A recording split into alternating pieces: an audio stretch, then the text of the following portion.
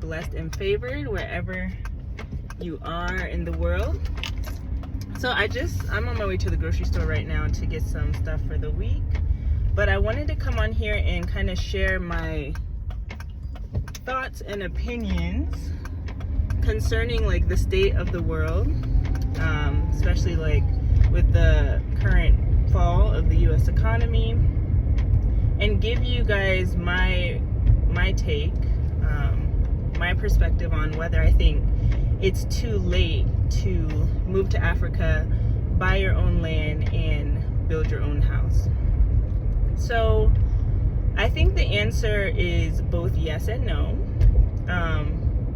particularly if you are thinking about moving to Ethiopia. So land and houses are very expensive in Ethiopia, and they've only gotten more and more expensive in the last couple years, and the cost of things is still going up like now as we speak.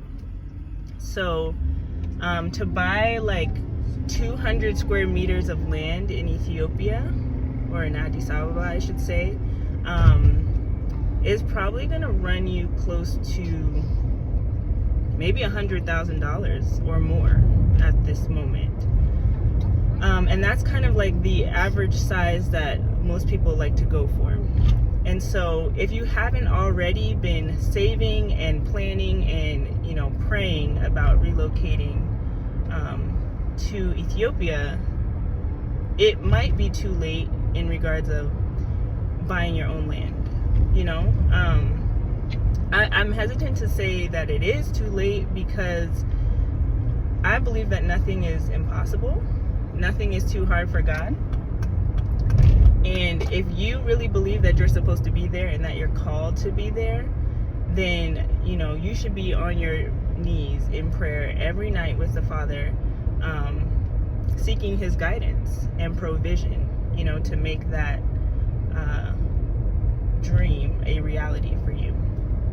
So yeah, the cost of land, the cost of materials, everything is going up everywhere. Basically, it's no secret that the world, many countries in the world, are experiencing high levels of inflation right now, and so, you know, that's adding to the decision. That's a factor within the decision to relocate. You know, cost of living, and will you be able to buy land or buy a house? So the two cities that have currently the highest cost of living index in Africa are, number one, Dakar, Senegal, and number two, Addis Ababa, Ethiopia.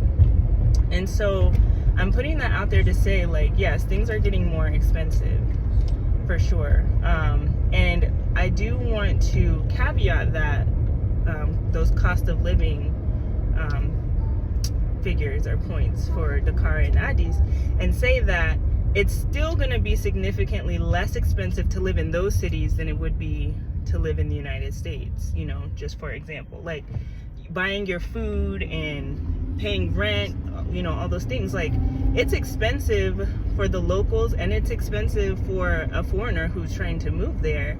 But when you put it into perspective and you do the cost conversion or currency conversion calculations, it's actually still cheaper. So I did want to just caveat that. So that's kind of like my perception about whether I think it's too late for those who are interested in Ethiopia or Addis Ababa. On the flip side, if you're open to other countries on the continent, there still are many options where the cost of living is quite low. So I don't know the specifics on these countries, but Tanzania, Uganda, Rwanda, and even Ghana, which surprised me, are in the top 10 for the lowest, for the African countries with the lowest cost of living indexes. And like I said, it might feel different for the locals and for, you know, anybody living in those countries.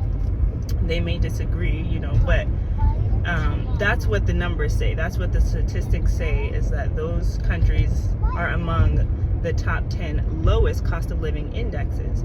And I actually just heard somebody talking about the cost of materials for building in Ghana.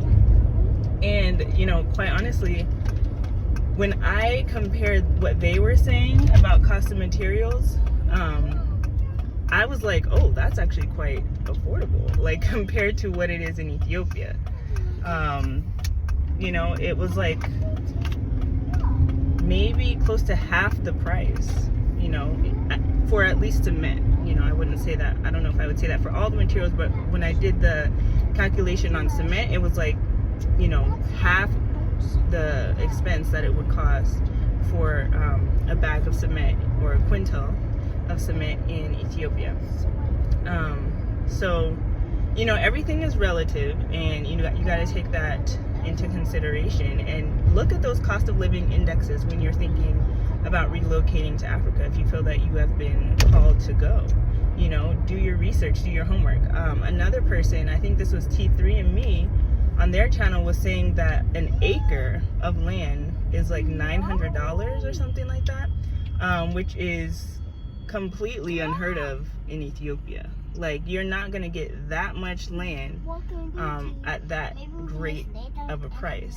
Like I said, everything's relative. So for some people, even $900 is a stretch. But you can go with the smaller land size, and, you know, pay just a couple $100s for your own land and start building your home. Because, like I said earlier, Tanzania has one of the lower cost of living. So yeah, definitely do your research, but don't wait too long. You know, I think I heard somebody else say today, you know, and I think it was really good advice, that if you believe that you're called to Africa and you have a desire to go, like, don't put it off. Because one, the price of things, land, materials, houses, is gonna keep going up. And in a lot of these African countries, sometimes it doesn't go down. That's not the case for Ethiopia, however. Prices of materials and things like that do fluctuate. They go up and down. But I'm just saying, you know, don't wait, don't hesitate, because even though there might be slight dips in the price of materials or land, it's not going to plummet, you know, like sometimes we see in the US, where housing prices and all that, like real estate prices drop, you know, crash all the way down. Like, that typically doesn't happen. So the land that we purchased about 1.5 years, 2 years ago is like way more expensive than what it was at that time. And so the trend is upwards, even if there's small dips. That's what I'm trying to say. So the second thing I would say about why you shouldn't wait too long is because Western economies are shaky. I mean, there's no way around that. You know, Europe and America are experiencing bank collapses right now as we speak. I think job losses are going to continue to increase. So, you know, whatever salary or wages that you have at the moment may not be there by the end of the year, you know? Like, I'm just being completely frank and honest. I think that sometimes we need a healthy dose of reality, you know? So, yeah, your job may not be there. Your income may not be there, you know, by the end of this year. Also, the strength of the dollar may not be what it is today. So, whereas, like, in many African, probably in all African countries, your dollar is going to go further there than it will at, you know, in the US or your euro or your pound or whatever. But I think that's temporary. I don't think it's going to be like that much longer. You know, we see the BRICS system rising, and, you know, warnings from African leaders telling people to get rid of your dollars, because if you don't and you're holding on to them, you might experience losses. And lots of warning signs are flashing red right now. And so, you know, with that in mind, that is another reason why I say, you know, get on your knees and ask the Father, what should I do? You know, because I think there's a window of opportunity where you can get over to Africa, purchase your land, build your house, and really come out of Babylon, of the Babylonian system, and not take part in its demise and punishment. You know, there's a window of opportunity, and that window is closing. It is closing. There's no doubt about that. You know, I was talking about the rising inflation costs like a video I did a year ago, and you know, here we are, and things are coming to pass. It's happening rapidly, and it's very severe. So to sum it up, I will say that no, it's not too late. You know, it's not too late for those low cost of index countries, and it's not too late for Ethiopia if you have been preparing, if you have some type of savings or money that you can send over like today, like almost immediately, within the next couple months, you know. In that regard, it's not too late, but don't hesitate for too long. So that's really it. That's all I wanted to say. I hope it was helpful in some way, kind of, you know, maybe get you thinking about some things, and, you know, leave a comment below. And I'm very interested to hear other people's thoughts on this and their perspective. Like, do you think it's too late, you know, for people to move and buy land and be established in Africa? Let me know. All right, guys. I'll talk to you in the next one, and thank you guys for watching. Bye.